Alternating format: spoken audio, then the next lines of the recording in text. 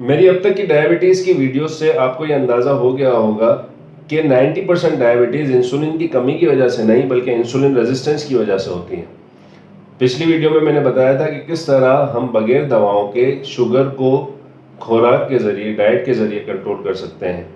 आज की वीडियो में हम बताएंगे कि किस तरह हम न्यूट्रिशनल एनालिसिस कर सकते हैं फूड की और उसको किस तरह यूटिलाइज कर सकते हैं। तो ये जानने के लिए इस वीडियो को लास्ट तक ज़रूर देखें।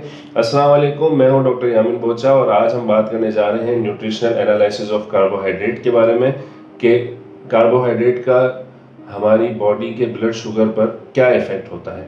लेकिन इससे पहले अगर आपने हमारे यूट्यूब चैनल को सब्सक्राइब नहीं किया तो जल्दी से इस चैनल को सब्सक्राइब करें, इस वीडियो को लाइक करें, बेल आइकन को क्लिक करें और ज़्यादा से ज़्यादा लोगों में शेयर करें। शुक्रिया। फूड की अगर हम बात करते हैं तो उसको दो कैटेगरीज में डिवाइड किया गया है। सबसे पहले बात आती है माइक्रोन्यूट्रिएंट्स के बारे में। माइक्रोन्यूट्रिएंट्स हमारे फूड का मुश्किल से 5% पार्ट होता है, 5% जुज होते हैं। उस 5% में क्या क्या होता है? मिनरल्स होते हैं, वाइटामिन होते हैं, एंजाइम्स होते हैं और फाइटोन्यूट्रिएंट्स होते हैं। माइक्रोन्यूट्रिएंट्स को हम सिंपल अगर समझना चाहते हैं तो इसी तरह समझ लें कि आपने एक बहुत बड़ी गाड़ी ले ली, लैंड क्रूजर ले लिया आपने। लैंड क्रूजर ले ली लेकिन आप उसकी चाबी नहीं ले सके। तो जब आप चाबी नहीं लेंगे तो आप लैंड क्रूजर कैसे चलाएंगे? तो जो चाबी की अहमियत है ना लैंड क्रूजर के लिए, वैसी ही हमारे फूड में माइक्रोन्यूट्रिएंट्स की वैल्यू है मैक्रोन्यूट्रिएंट्स के मुकाबले में। अब इसकी एक साइंटिफिक एग्जांपल भी हम ले सकते हैं कि जैसे हमारी बॉडी में सारा का सारा स्केलेटल सिस्टम यानी जो ढांचा है वो बोन्स का बना हुआ है, यानी हड्डियों का बना हुआ है। तो वो जो बोन्स हैं, हड्डियां हैं, ये बनी हुई होती हैं कार्टिलेज से। कार्टिलेज होता है बहुत ही फ्रेजाइल, जैसे हमारे नाक कार्टिलेज का बना हुआ है, हमारे एयर्स कार्टिलेज के बने हुए होते हैं, तो ये मूव हो सकते हैं, इनमें लचक होती है।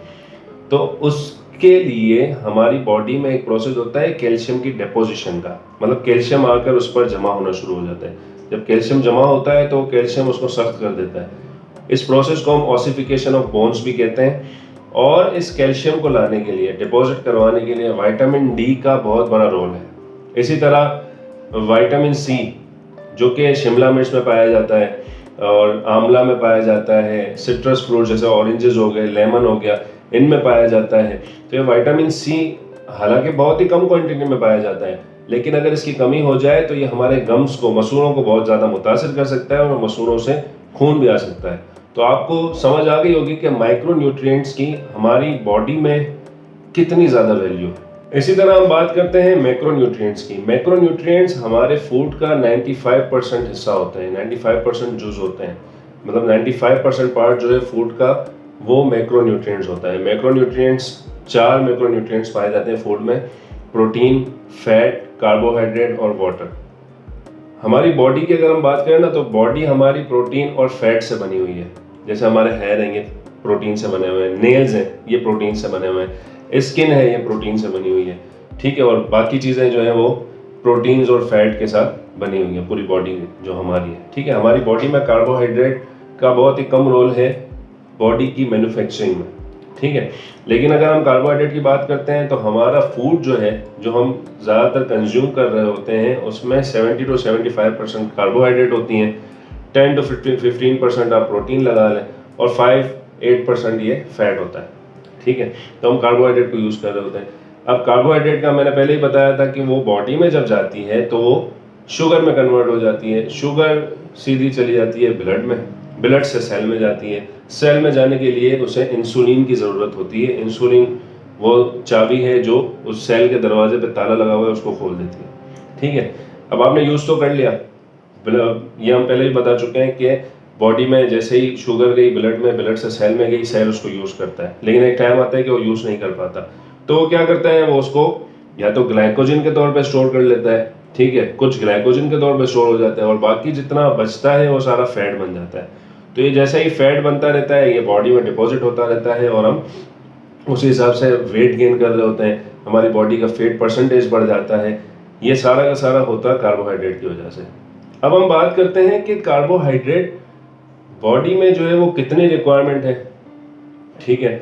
और उस कार्बोहाइड्रेट को अगर हम लेते हैं, मतलब हमें फॉर सपोज हमारा 25 to 30% कार्बोहाइड्रेट चाहिए, ठीक है। तो हमें उसको किस तरह से यूज़ करना है। अब हम किसी भी फूड की, कोई हम ऐसे पैक्ड फूड ले रहे हैं, ठीक है ना, तो उस पैक्ड फूड के बैग पर हम देखते हैं कि कार्बोहाइड्रेट कितना है, प्रोटीन कितना है, फैट कितना है और वाटर कितना है।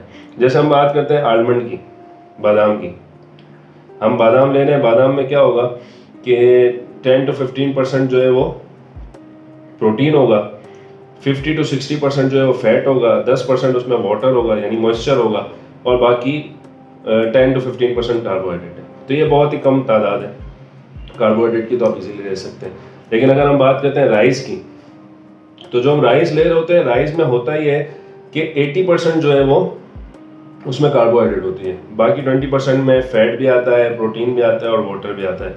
और अगर हम वाइट राइस और ब्राउन राइस लें तो दोनों में ही हमें कार्बोहाइड्रेट 80% ही मिलता है। इसी तरह वेट है जिससे हम रोटी बना रहे होते हैं, रोटी में भी कार्बोहाइड्रेट 70 to 75% होता है जो हम वेट से बना रहे होते हैं, फैट या वीट जो भी उसको कहते हैं, तो उससे हम बना रहे होते हैं। तो इसी तरह जितना हम कार्बोहाइड्रेट हमारी बॉडी में कंजप्शन ज़्यादा होगी उतना ही उसका नुकसान होता है कि इंसुलिन रेजिस्टेंस भी बढ़ता है और बाकी चीज़ें भी होती हैं। तो आप जब भी कोई फूड लें, अगर पैक्ड फूड है तो उसमें तो आपको समझ आ जाएगी कि कार्बोहाइड्रेट इसमें इतना % है, हमें कम कार्बोहाइड्रेट लेना है। तो जो लो कार्ब वाली चीज़ें होंगी ना उसको आप ज़्यादा यूटिलाइज करें और उसी हिसाब से अपनी बैलेंस डाइट लेंगे ना, मतलब आपका कार्बोहाइड्रेट कम होगा, प्रोटीन और फैट आप ज़्यादा लेंगे, तो उस हिसाब से आपकी बॉडी ज़्यादा फैट भी नहीं बनाएगी, ठीक है, और ज़्यादा जो है ना वो कार्बोहाइड्रेट की वजह से इंसुलिन रेजिस्टेंस भी नहीं होगा। तो जितना कार्बोहाइड्रेट आप कम कर सकते हैं ना, और उसको सर्च भी कर सकते हैं आप इजीली, जो है वो कोई भी आप चीज़ खा रहे हैं तो उसको इजीली आप गूगल पे सर्च करेंगे, उसको बता देगा कि कार्ब इसमें इतना % होता है, प्रोटीन इतना % होता है और फैट इतना % होता है। तो आप अपना एक टारगेट रख लेंगे, मैंने इतनी ही कार्ब लेनी है, मैंने इससे ज़्यादा नहीं लेनी। तो उससे आप बैलेंस डाइट भी आपकी हो जाएगी और आपकी बॉडी में शुगर की वजह से इंसुलिन रेजिस्टेंस भी नहीं होगा। जब इंसुलिन रेजिस्टेंस भी नहीं होगा तो फिर आपकी शुगर कंट्रोल रहेगी। जब शुगर कंट्रोल रहेगी तो आपको आगे कॉम्प्लिकेशंस का भी सामना नहीं करना पड़ेगा। तो आज की वीडियो में आपको क्या सीखने को मिला, आपकी जो क्यूरीज हैं वो भी हमें बताएं और इस वीडियो का फीडबैक भी दे दें। Thank you so much. अस्सलाम वालेकुम।